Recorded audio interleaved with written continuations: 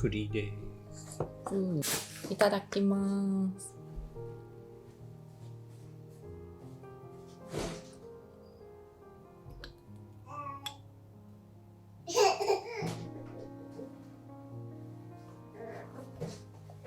なんかホクホクしてさ。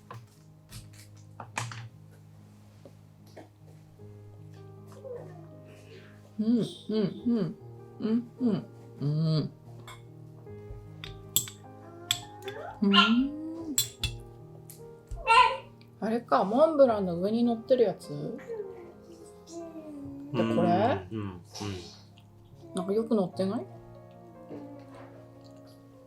あ、乗ってるね。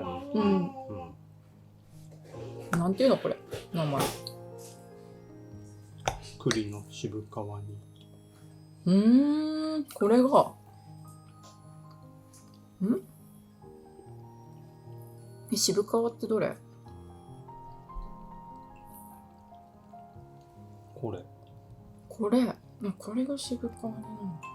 渋皮ね。こうやってむけるでしょ。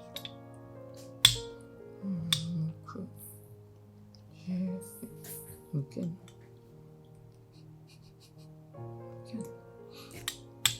ああ、もう確かに。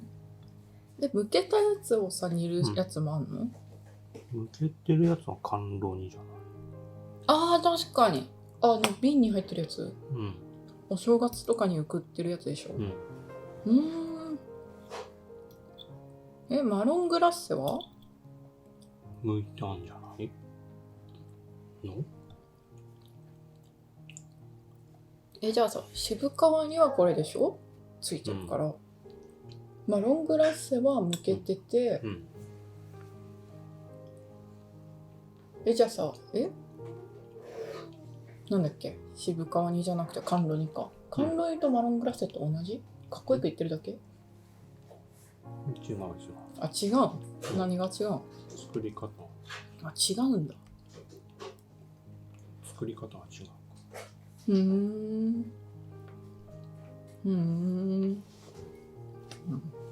表面を砂糖でコーティングするんだって。何が？マロングラッセが。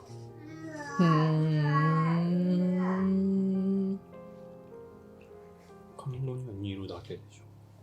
へ